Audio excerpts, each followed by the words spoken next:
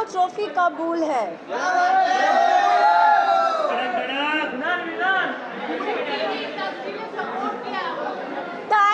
Thank you so much. बैठो।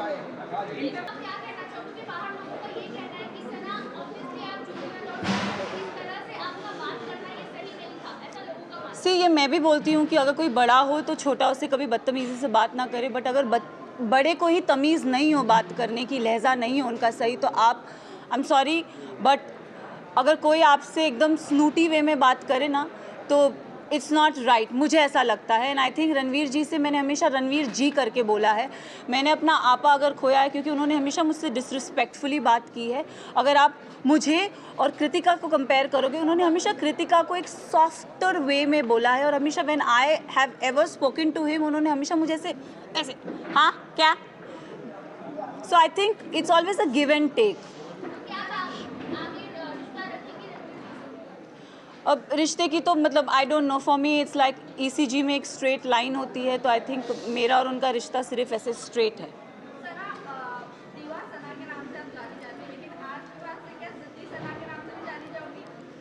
मैं ज़िद्दी हूँ और मैं दीवा हूँ।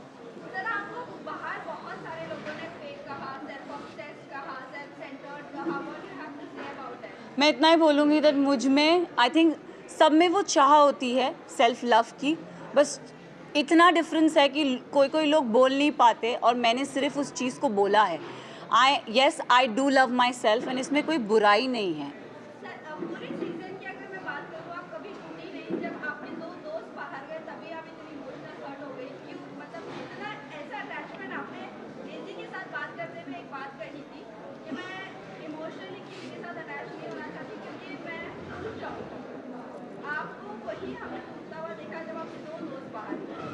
आई थिंक मैं ना रिश्ते जल्दी बनाती नहीं हूँ एंड अगर आप मेरी जर्नी देखोगे ना तो एज आई सेड मेरा फोकस बहुत क्लियर था। मुझे लगता है कोई रियलिटी शो में रिश्ते नहीं बनते, बट यहाँ पे मैंने दोस्त बनाए हैं एंड आई थिंक वो दोस्त को मैं ज़िंदगी भर रखूँगी।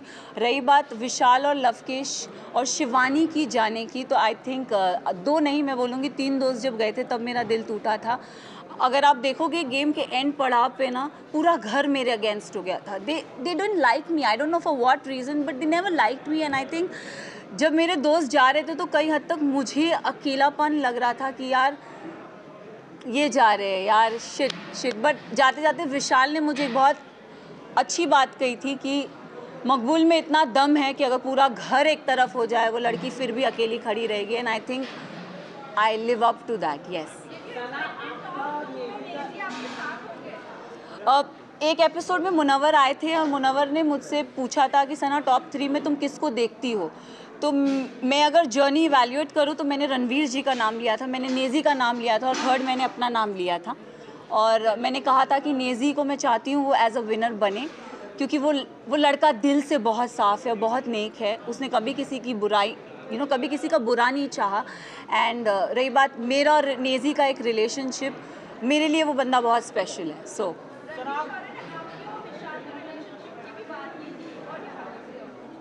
I think dogs do bark, so let him bark. सना आप अगर विनर बनी है तो ऑडियंस के प्यार की वजह Yes. से और वोट की वजह से Yes. पर कहीं ना कहीं लव और विशाल जिस तरह से घर से बाहर निकले और घर वालों की वजह से ये लोग कह रहे हैं कि कहीं ना कहीं अनफेयर हो गया। अगर वोटिंग के दौरान होते तो वो भी टॉप 5 में होते, क्या आप ये मानती हो? मैं एक बात आप सबसे ये चीज़ ज़रूर बोलना चाहूँगी। येस, कहीं हद तक मुझे भी ऐसा लगा कि क्योंकि ना हम घर के वो 4 बदमाश बच्चे थे, मैं शिवानी लवकेश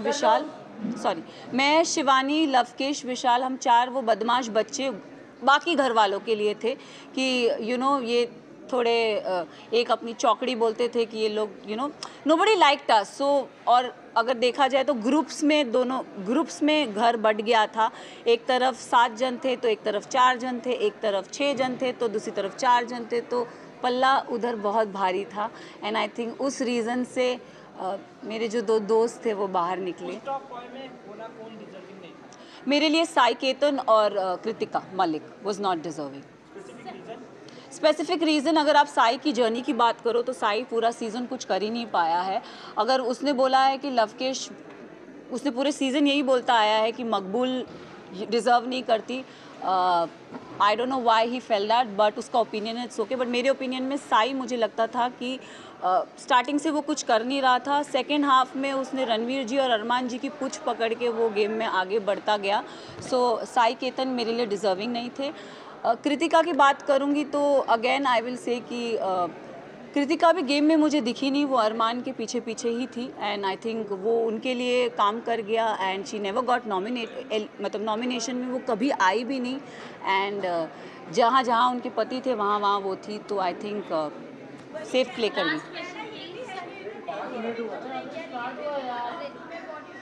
मैं एक चीज़ ज़रूर नेज़ी के बारे में, I am really sorry but Naezy का दिल बहुत साफ़ है, दिल का सच्चा है, और ये हमेशा मुझे ऐसा लगता है कि जो दिल से सच्चे होते हैं ना वो डिज़र्व करते हैं। तो अगर आप मेरी भी बात करो, मैं भी, लोगों ने मुझे बहुत बोला, सेल्फिश बोला, मीन बोला, अपॉर्चुनिस्ट बोला, एरोगेंट बोला, बट मेरे लिए मेरा डिटर्मिनेशन बहुत स्ट्रेट था, मेरा फोकस बहुत स्ट्रेट था, और मैं रियल लाइफ में ऐसी हूँ। मैंने कभी किसी का बुरा नहीं चाहा, ना गेम में ना जनरली। मैंने हमेशा लोगों के लिए अच्छा ही बोला। अगर जो मुझे गलत लगे हैं मैंने उनके लिए गलत बोला है, जो सही लगे मैंने उनके लिए सही भी बोला है।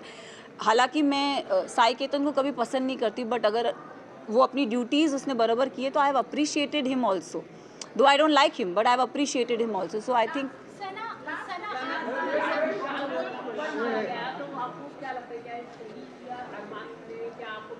अगर गेम की बात करें तो गेम में किसी पे हाथ उठाना is not valid, but situation को ध्यान में रखें, क्योंकि हमें नहीं पता वो सिचुएशन क्या थी और किस कॉन्टेक्स्ट में बोली गई थी।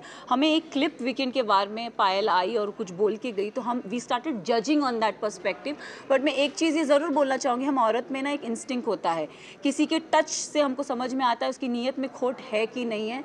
तो आई थिंक विशाल के लिए मैं यही बोलूँगी कि see he is my friend but he never had that intention for her. It उसके मतलब वो पोर्ट्रे क्या करा गया है, आई हैव नो आइडिया, मैंने वो देखा नहीं है।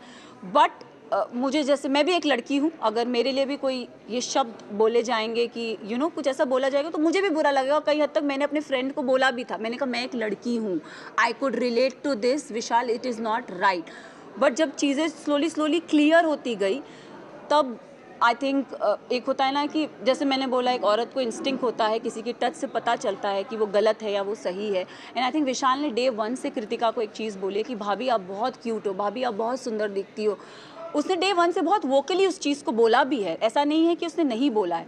तो वो सिचुएशन को वो, क्योंकि हमें पता नहीं था, और दीपक जी ने बोला कि वो जो स्टोरी हमारे को दिखाई गई थी या बताई गई थी, हमने उस पर जज किया। तो उनका वो जो हाथ उठना था, अगर भारी दुनिया में ऐसा कोई हमको छेड़ता है या कोई कुछ करता है तो it's a natural instinct, but game में I feel it's not right. But हम सब ने उस चीज़ को अग्री किया कि शायद इसे स्पेशल केस करके हम उसे नज़रअंदाज कर दें।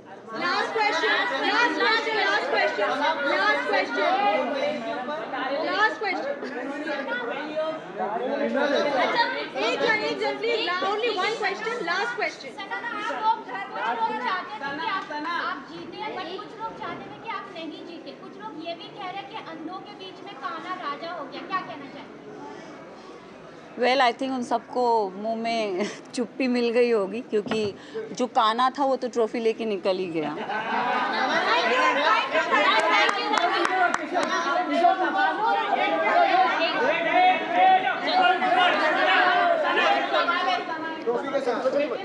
बोल जल्दी बोल, एक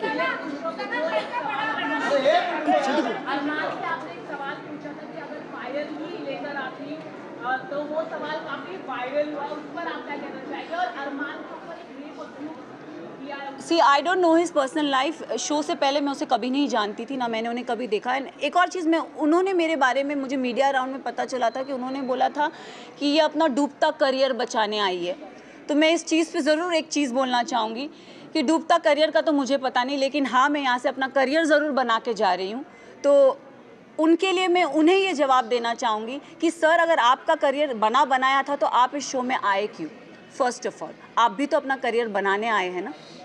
तो उनको ये चीज़ ज़रूर बोलना चाहूँगी। और उन्होंने एक और चीज़ बोली थी जो मुझे मीडिया राउंड में पता चली कि विशाल और इन जैसों को तो मैं काम पे रखता हूँ। तो सर प्लीज़ काम पे रखिए, looking for work. Thank you. Yes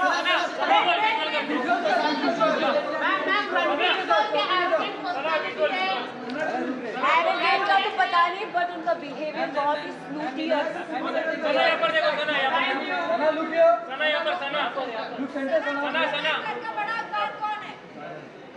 बड़ा तो पता नहीं, छोटा जरूर पता है। प्लीज आपने बहुत सपोर्ट किया अर्जुन सर ने। Thank you thank you thank you thank you thank you thank you. Backdrop के पीछे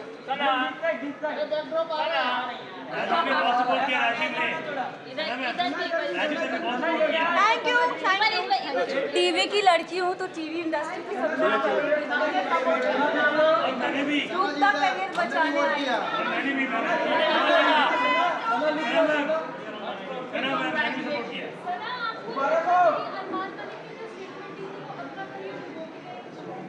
मुझे तो पता नहीं कि उनका name to change is to white, तो आई थिंक मैं उन्हें उसी रीजन से जानती हूँ। एंड अगर वो अपना डूबता करियर बनाने आए हैं या बचाने आए हैं, इनका तो मुझे पता नहीं, बट अगर वो आए भी हो तो वो किसी करियर को क्वेश्चन नहीं कर सकते। This is my point. And मुझे वो चीज़ बहुत चुभी थी। मैंने तो सुना नहीं, बट मैंने जहाँ मीडिया राउंड में जो चीज़ सुनी